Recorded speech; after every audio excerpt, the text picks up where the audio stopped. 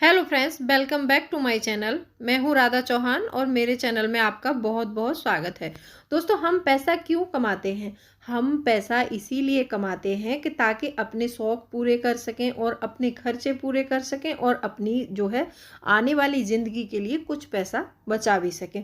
लेकिन बहुत से लोगों के साथ ये हो रहा है, लगातार हो रहा है कि ना तो पैसे बच पा रहे हैं, ना वो शौक पूरे कर पा रहे हैं, जहाँ के उनके जो रोज के फिक्स्ड एक्सपेंस हैं वो भी पूरे नहीं हो पा रहे हैं। सेविंग की तो आप बात छोड़ दो।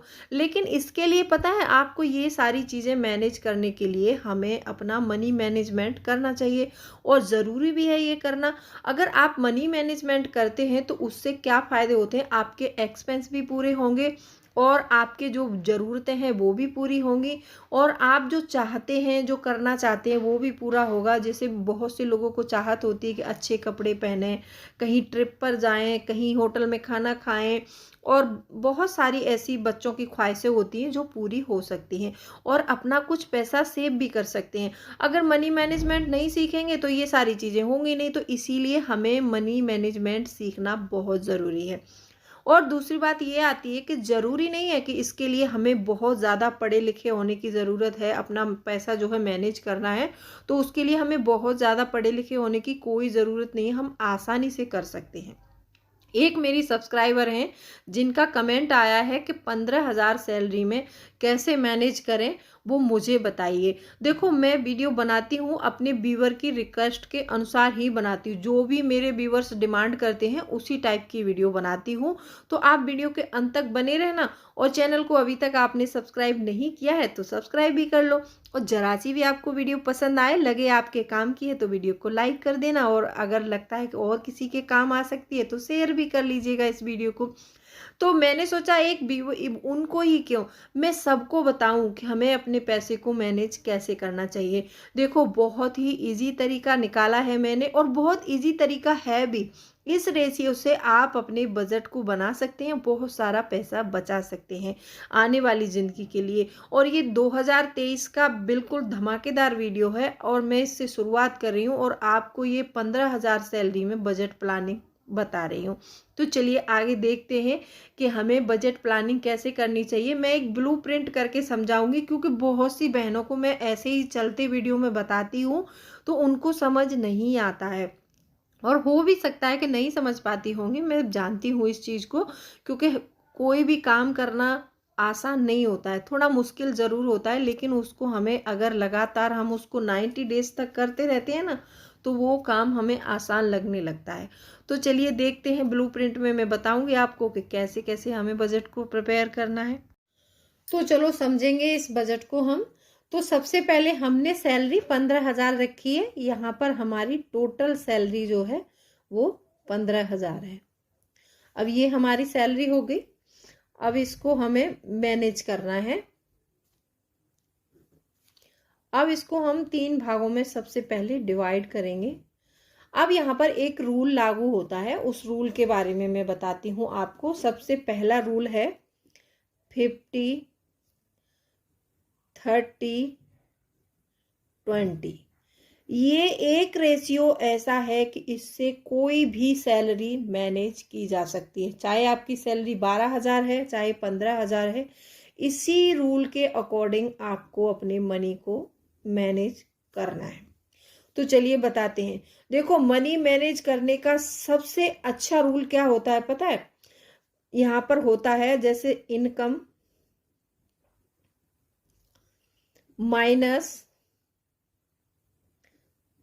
Saving plus expense.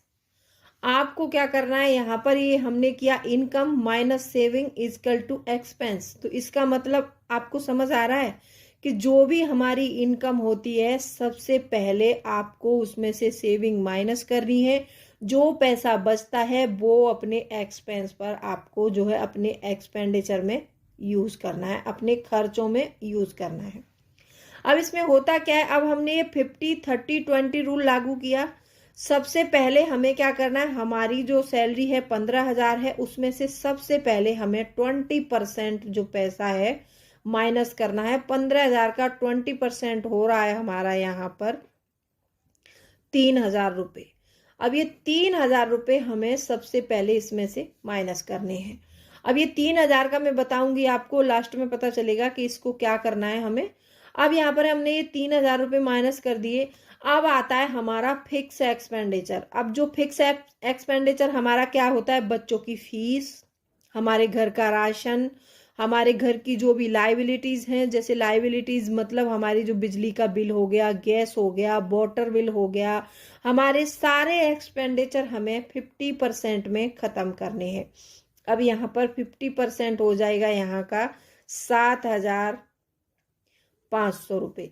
अब इस 7,000 में हमें ये सारा मैनेज करना है जो फिक्स एक्सपेंडिचर है।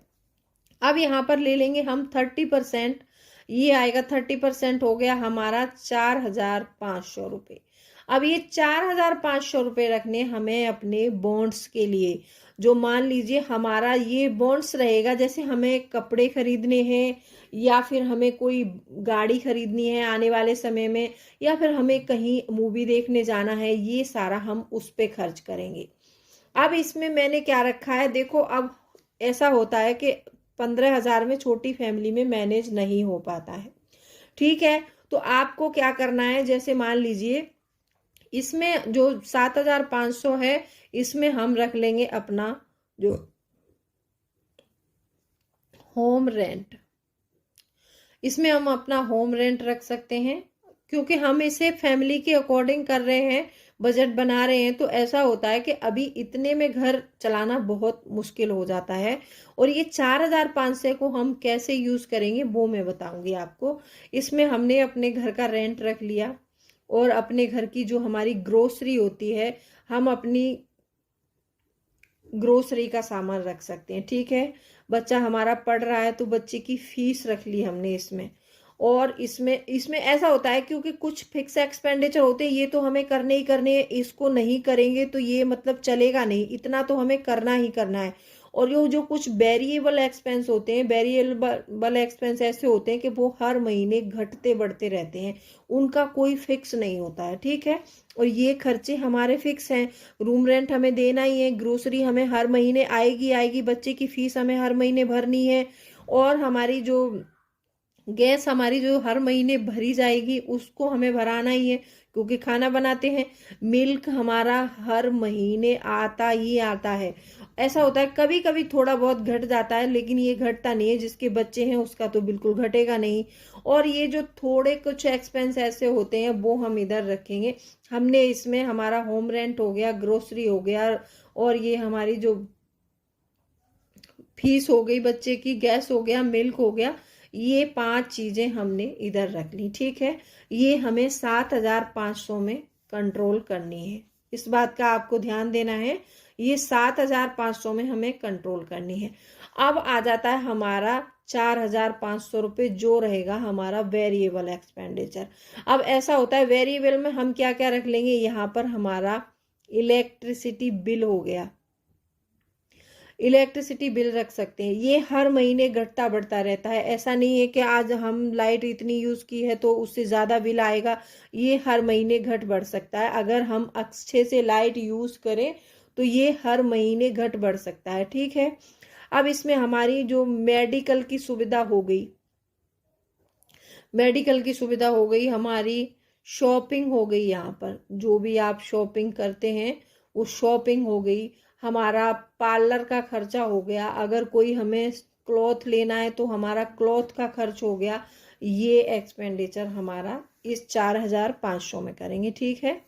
ये आपको ध्यान रखना है, इसमें सारा सब कुछ इसमें मैनेज करना है। आपकी शॉपिंग, आपके पार्लर का खर्चा, आपके जो भी खर्चे हैं वेरिएबल में आएंगे, वो आप वेरिएबल एक्सपेंडिचर में करेंगे, ठीक है।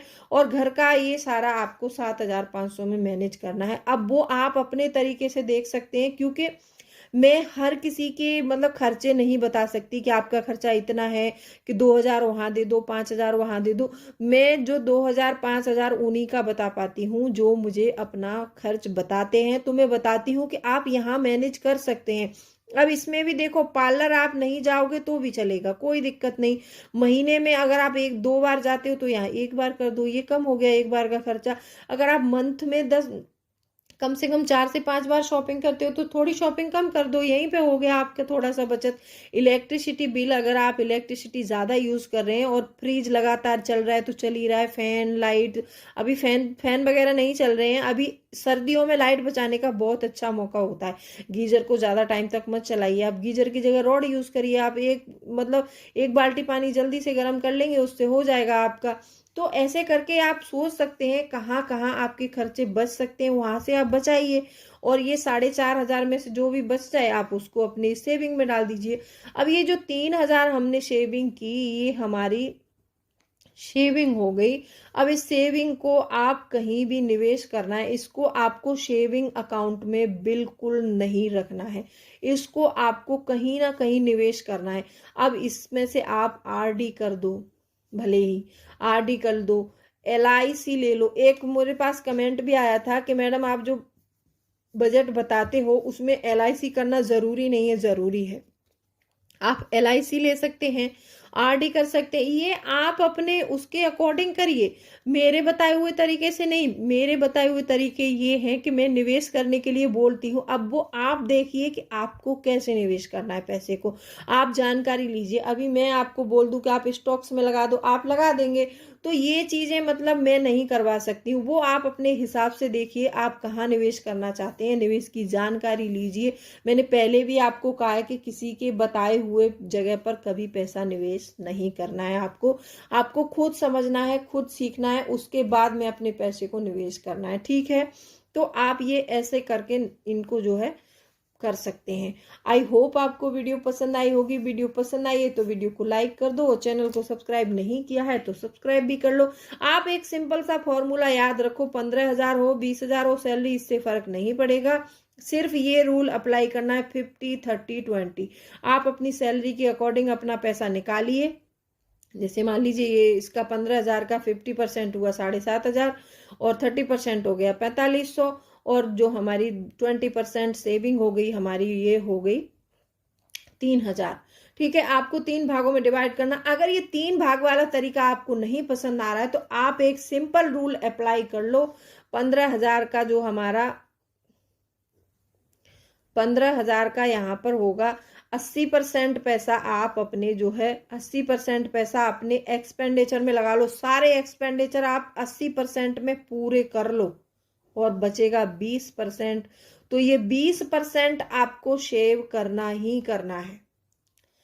ये 20% आपको सेव करना ही करना है, किसी भी हालत में करना है, लेकिन ये 20% हमें पैसा हमेशा सेव करना है, शुरुआत से करना है। जो कि 20% अगर हम सेव नहीं करेंगे तो आगे जाके हमारे हालात अच्छे नहीं रहेंगे। और यहाँ पर 12,000 रुपये होते हैं, तो आप इस 12,000 में सारे घर का खर्चा मैनेज कर लो और 20% हमारी 3,000 यहाँ पर हमें बचाना ही बचाना है। आई होप वीडियो पसंद आई होगी। वीडियो पसंद आई हो तो वीडियो को लाइक कर देना, और चैनल को सब्सक्राइब नहीं किया है तो सब्सक्राइब करो। चलिए मिलती हूँ अगले वीडियो में, तब तक के लिए bye bye, thanks for watching.